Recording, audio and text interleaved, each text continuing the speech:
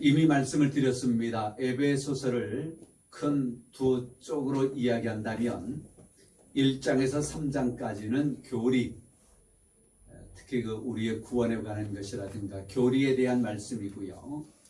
그리고 4장에서 6장까지는 실천적인 사항들을 기록해 놓고 있다고 말씀을 드렸습니다.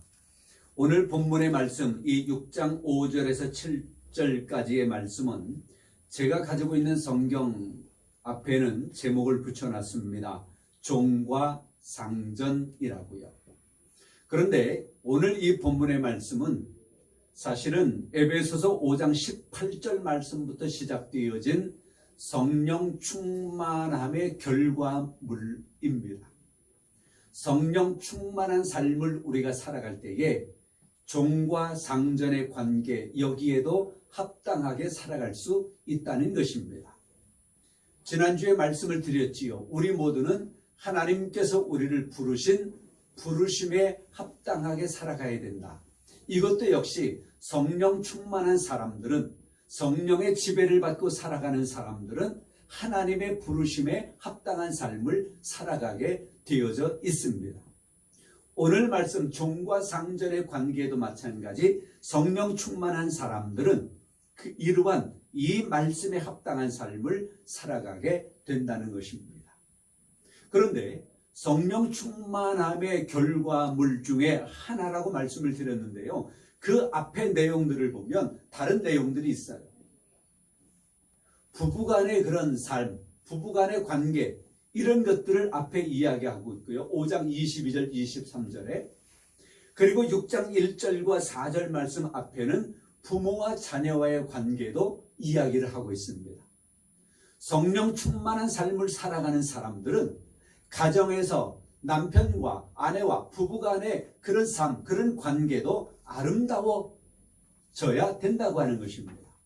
또 부모와 자식과의 관계도, 부모와 자녀의 관계도 합당한 삶을 살아갈 수 있어야 된다고 하는 것이지요.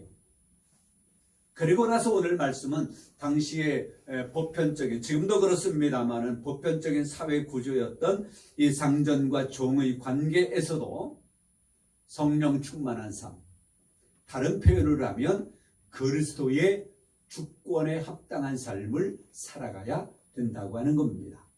주권이라고 하는 말 우리가 알지요. 의사, 어떤 의견, 이것을 최종적으로 결정하는 권력, 그것을 가리켜서 주권이라고 이야기를 합니다. 우리가 무슨 결정을 해야 될 때에, 뭔가를 중요하게 결정을 해야 될 때에 그 결정권을 마지막에 주도하고 있는 것은 무엇일까? 그게 어쩌면 우리의 가치관입니다. 내 어떤 욕심에 따라서 그 의사를 결정하는 최종적인 권력이 내 어떠한 의사일 수도 있어요.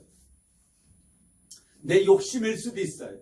어떤 때는 우리 아내를 위해서, 우리 자녀들을 위해서 내가 이렇게 해야지, 그렇게 할 수도 있어요. 마지막에 그것을 결정할 수 있는 결정권이 누구에게 있느냐? 그리스도인들은 그리스도의 주권을 가지고 살아가야 되는 거예요. 내가 계획하지만 마지막을 결정하는 것은 하나님이다.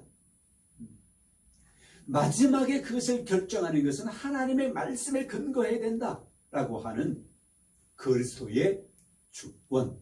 어떤 분은 주재권이라고 하는 말을 쓰기도 하더라고요. 예수 그리스도가 내 삶의 모든 영역에서 결정권을 가지도록 결정권을 내드리는 거예요. 내가 포기하는 거지요? 마지막 결정권을. 자, 오늘 본문의 말씀 종과 상전이라고 하는 것인데요. 오늘 말씀의 주된 핵심은 뭐냐? 오늘 제목입니다. 다 같이 제목을 한번 복창해 보겠습니다. 시작! 주님께 하듯 하십시오. 다시 한번 주님께 하듯 하십시오. 오늘 본문의 말씀이 바로 그런 말입니다. 그리스도께 하듯 하라. 주께 하듯 하라. 주님께 하듯 하라고 하는 거예요. 그래서 저는 세 가지를 말씀드릴 겁니다. 순종하라고 하는 것인데요. 순종의 태도, 방식, 동기 세 가지가 오늘 말씀에 기록이 되어져 있습니다. 우리는 이 직장 생활에 나가면서 윗사람이 있고 아랫사람이 있고 내가 있잖아요. 어쩌면 뭐 이때 옛날 시대처럼 종, 또 상전 이런 표현은 우리가 쓰지는 않지만 지금 시대에는, 지금 사회에선, 그러나 우리의 상관이 있고 우리의 하위 사람이 있고요. 그 중간에 내가 있다고 하는 거예요. 종과 상전이라고 하는 용어를 사용하지는 않지만, 그러나 오늘의 이 말씀은 오늘 사회 구조 속에서도 잘 적용할 수 있는 말씀이라고 하는 것을 먼저 우리 마음에 두어야 할 것입니다. 그런데 여기에는 윗사람에게 어떻게 해야 되는가라고 하는 것을, 그런 태도를 이야기하는데요. 두려워하고, 두려운 마음으로, 두려워하고 떨며 성실한 마음으로 그렇게 이야기해요. 이게 태도입니다. 태도. 두려워 떨며 성실한 마음으로 그런 태도를 가지라고 말씀을 하고 있습니다. 바울은 당시의 사회적인 약자였던 종들에게 이렇게 권면하고 있는 거예요. 육체의 상전이지만 여기서는, 그러나 우리에게, 그리스도인들, 하나님의 사람들에게 이야기하는 것은 그리스도께 하듯 하라. 우리는 이미 에베소서 1장에서 그리스도가 만물의 머리가 되셨다라고 하는 것을 우리가 말씀을 보았습니다. 예수님이 만물의 머리시래요. 그렇기 때문에 우리는 머리가 되신 주님께 하듯 그런 마음으로 윗사람들을 대하며, 그런 마음으로 우리에게 맡겨진 일들을 감당하면 하나님의 부르심에 합당한 삶이라고 이야기할 수 있는 것이지요.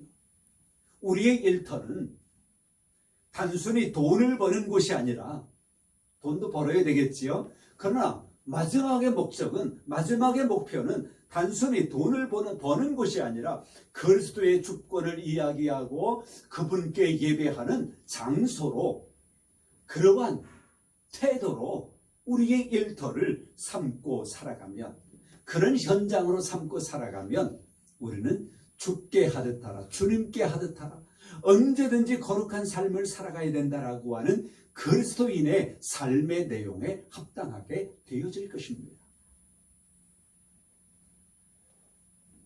그리고 이제 태도가 그렇고요. 또 하나 우리가 볼 수 있는 것은 태도뿐만이 아니라 방식, 어떤 방식으로, 그것이 바로 사람을 기쁘게 하는 자처럼 하지 말고 하나님을 기쁘게 하는 자처럼 해라. 우리가 사람을 기쁘게 하랴 하나님을 기쁘게 하랴, 사도 바울이 그렇게 이야기한 적이 있잖아요. 나는 사람을 기쁘게 하려고 하는 것이 아니라 하나님을 기쁘시게 하려고 나는 이 삶을 살아간다. 복음을 증거한다. 핍박과 박해 가운데에서도 그리스도의 복음을 위하여 나는 하나님을 기쁘시게 하기 위하여 그리 살아간다라고 말하고 있습니다. 6절은 그렇게 말해요. 눈가림만 하여. 사람을 기쁘게 하는 것은 눈가림만 하는 거래요. 눈가림. 그래서 바울은 이 눈가림을 경계하고 있습니다. 이 눈가림이라고 하는 것을 이렇게 이야기할 수 있어요. 주인이 볼 때만 열심히 하는 척하는 것. 주인이 볼 때만. 그리고 주인이 기분 좋게만 해주려고 하는 그런 마음들. 어쩌면 이거 육신의 눈이지만 내 마음에 눈이 있다라고 하면, 내 마음의 눈가림이라고 한번 생각을 해본다면, 내 마음에 어떤 사악한 마음을 가지고 주인이 좋아하는 것만 옳지 않음에도 불구하고, 그것은 불법임에도 불구하고 안 좋은 것임에도 불구하고 주인이 좋다라고 하면 내 마음이 그렇게 가는 거예요. 마음의 눈가림. 그래서 에베소서 2장에서는 이미 우리가 이런 말씀을 보았습니다. 선한 일을 위하여 우리는 지으심을 받았대요. 선한 일을 위하여. 그러니 우리의 마음이나 우리의 눈이나 어떤 것으로도 우리는 눈가림을 하지 아니하고 선한 일을 위하여 지으심을 받았으니 그에 합당한 삶을 살아가야 되는 것입니다. 그리스도인은 사람의 시선에 얽매이는 자가 되어서는 안 됩니다. 제가 목회자 원셔츠를 입고 다니잖아요. 전에 어떤 목사님이 굳이 그거 입고 다녀야 돼? 그렇게 말하는 분이 계셔요. 그래서 제가 그렇게 이야기한 적이 있어요. 불교 승려들, 스님들 승복 입고 다니잖아요. 그분들은 밖에 나갈 때 사복을 입고 다니면 징계를 받는데요. 가톨릭 신부들, 그들만의 수녀들, 그들만의 복장, 유니폼이 있잖아요. 근데 왜 개신교 목사들은 일반 사람들과 같이 똑같이 넥타이 하고 다녀야 돼? 우리도 좀 티를 내자 말이지.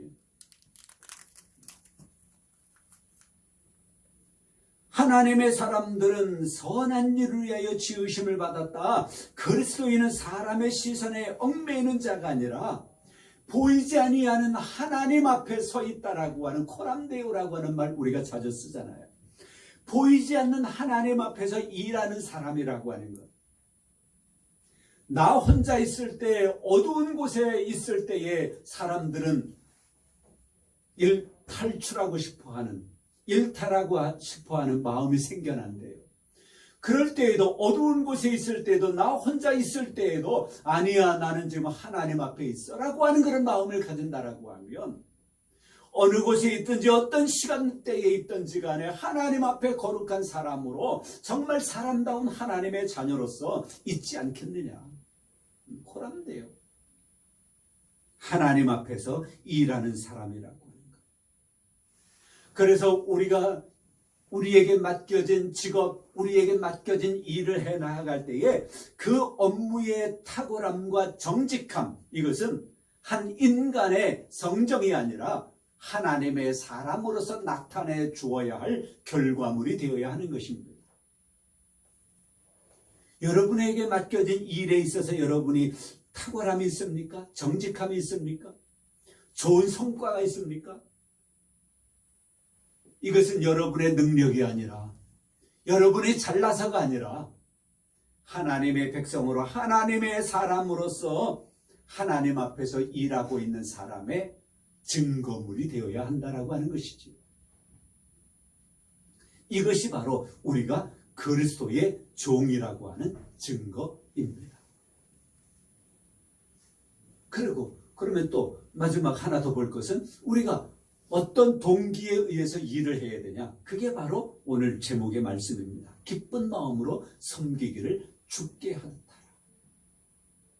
주님께 하듯하라. 7절에 그리 말씀하고 있습니다. 어쩌면 아주 어려운 명령일 수도 있습니다. 억지로 하는 것이 아니라 기쁜 마음으로 하라고 성경은 말씀하고 있습니다. 이것은 상전이 인격적이라서가 아니라 그 일을 통해서 우리는 주님을 드러내는 것이어야 하고 그 일을 통하여 하나님의 자녀임을 드러내는 것이기 때문에 우리는 기쁜 마음으로 섬기기를 주께 하듯 하라고 하는 거예요. 우리는 이미 에베소서 3장 말씀에서 바울은 하나님의 경륜의 풍성함을 깨달을 때 속사람이 강건해진다라고 이야기한 것을 우리가 보았습니다. 속사람이 강건해야 돼요. 그러면 주님께 하듯 합니다. 속사람이 강건하면 사람의 눈치 보지 않고요, 합당하게 행하게 되어지는 것입니다. 하나님의 사람들이 하나님 앞에 있다라고 하는 것 늘 기억할 때에 우리는 월요일부터 금요일까지 당직을 쓴다라고 하기도 하지요. 그러나 일반적으로 월요일부터 금요일까지 또는 토요일까지의 삶이 그 다음 날 돌아오는 주일날의 고백을 증명하는 시간이 되어야 하는 것입니다. 그래서 주일날 하나님 앞에 가서 예배할 때에, 기도할 때 하나님께서 주신 월요일부터 금요일까지, 월요일부터 토요일까지 나는 하나님 앞에 이런 삶을 살아왔습니다. 내 직업에 있어서, 내 어떤 공동체에 있어서, 사람들과의 관계에 있어서, 심지어 어떤 때는 나 혼자 있을 때에도 하나님, 나는 주님께 하듯 하면서 이렇게 살아왔습니다. 그랬더니 하나님께서 내 업무의 탁월성을 허락해 주셔서 능력을 주셔서 이런 좋은 성과를 얻었네요. 하나님 앞에 우리의 주일의 고백을 증명하는 시간이 될 수 있어야 하는 것입니다. 사람을 상대하는 것이 아니라 우리를 사랑하셔서 자기 몸을 주신 예수 그리스도를 상대하는 것으로 그렇게 살아가야 된다고 하는 것이지요. 그래서 사도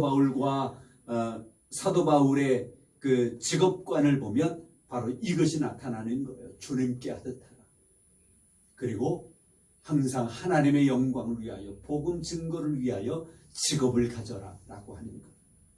그리고 우리 개신교 장로교회의 근본이 되는 이 존 칼빈 역시 마찬가지로 하나님이 주신 소명감으로 그 직업을 가지고 일을 하라고 하는 것이지. 하나님 앞에서 하듯이 그렇게 하면 우리가 책임감 있게 성실하게 정직하게 우리에게 맡겨진 일들을 감당하게 되어질 것입니다. 그러면 그러한 좋은 결과물을 통하여 하나님께 영광 돌리고 세상을 유익하게 하고 이 사회를 밝게 만드는 우리가 되어질 줄 믿습니다. 주님께 하듯 살아가실 수 있는 여러분들 되시기를 우리 주님의 이름으로 축복합니다. 성부와 성자와 성령의 이름으로 여러분 모두를 축복합니다.